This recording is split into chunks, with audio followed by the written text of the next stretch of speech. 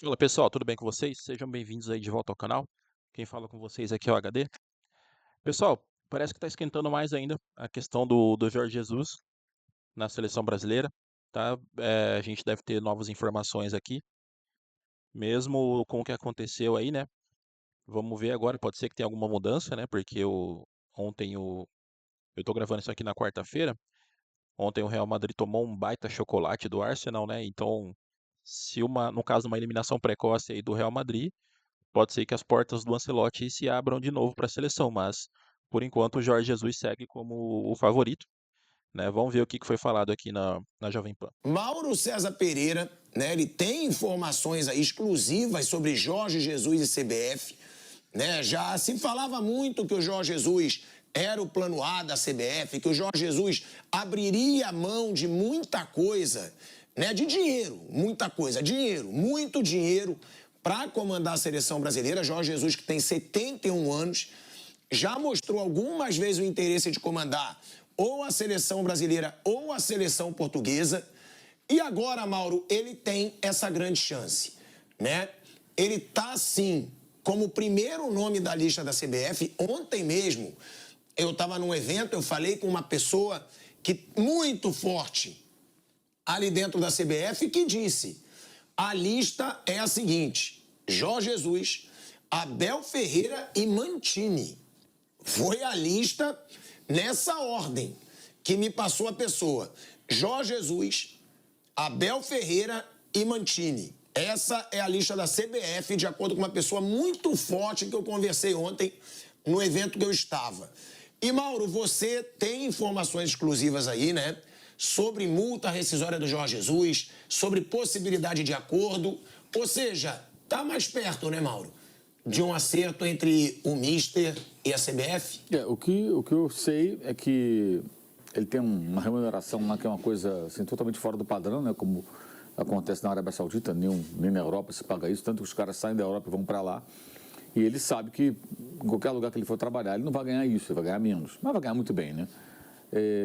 O contrato acaba no final de junho e o que está sendo costurado para que a CBF pague a multa rescisória, que seria proporcional ao tempo restante de contrato, e isso vai dar cerca de 2,5 milhões de euros aproximadamente. A CBF já está se preparando para fazer esse pagamento, né, desde que chega ao acordo com o empresário do técnico, acordo do contrato, que está sendo encaminhado. Ele deve ganhar parecido com o que ele ganhava no Flamengo, mas com elevadas premiações. E essas premiações vão ser definidas. É evidente, pode ser final, campeão do mundo, um prêmio.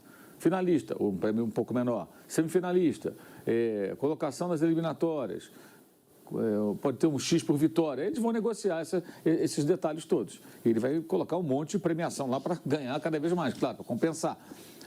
Para compensar não, para tentar ganhar mais dinheiro, né? Óbvio. No Flamengo, até na época, uma história que me contaram, até que me falou isso, foi um dirigente do clube, o Flamengo fez uma minuta de contrato assim, inicial e tal, para análise, né? Aí colocou premiação, Copa do Brasil, tanto, Brasileiro, tanto, Libertadores, tanto, Carioca do outro ano, né? Enfim, tanto.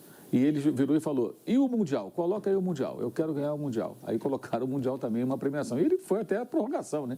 Contra o Liverpool, um jogo até muito bom do Flamengo naquela ocasião. Perdeu lá no gol do Firmino.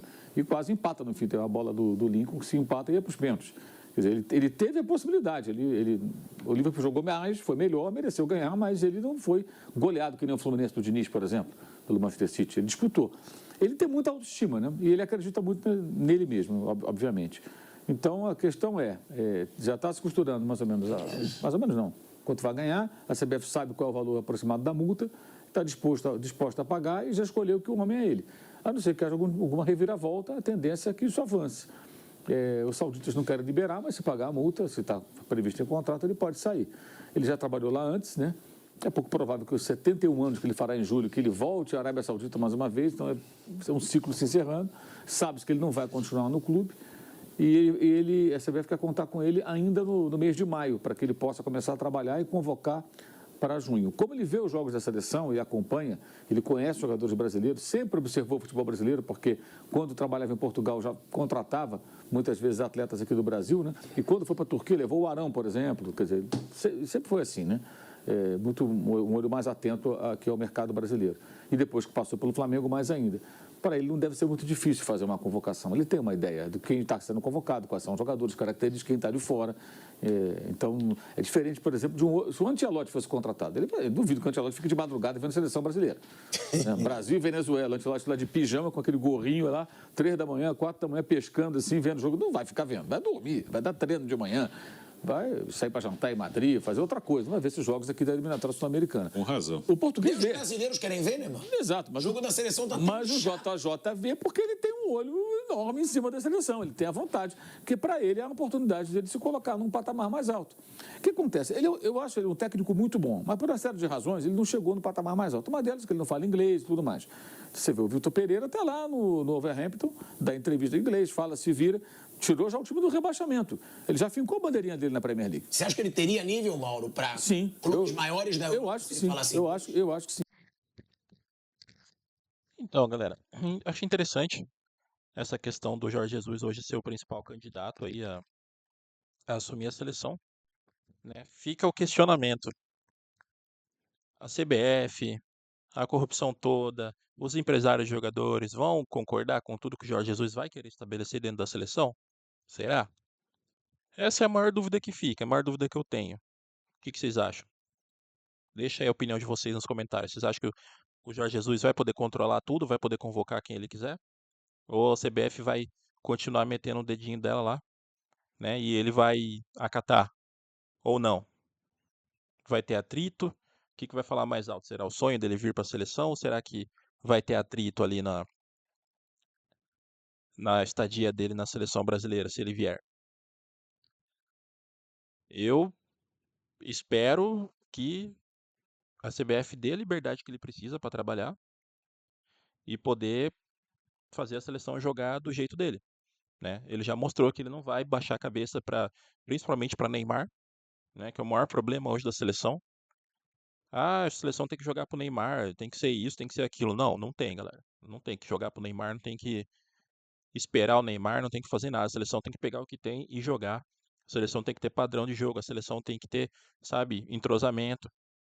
E principalmente a seleção tem que ter os melhores jogadores nas melhores fases. Entendeu? Não adianta continuar convocando ali nego de Fulham, de Wolverhampton, de time pequeno, pô. A seleção tem que ter os melhores. Tá? O cara do Fulham, do Wolverhampton, do Newcastle, não perde nada pro cara que tá aqui no Palmeiras, no Flamengo, entendeu? Então tem que ter essa visão também. Tem que ter essa visão também, não é só porque tá na Europa que presta, que tá no Brasil não presta, pô. Tem que levar quem tá bem. O cara do Brasil tá bem, leva ele. O cara da Europa não tá bem, deixa ele lá, não convoca. Mas e aí, o que vocês acham? Deixa a opinião de vocês aí, galera. Deixei minha visão aqui. Agora eu quero ver a visão de vocês aí nos comentários, beleza? Gostaram do vídeo? Deixa um like. Não gostou? Deixa um dislike. E a gente se fala na próxima. Valeu!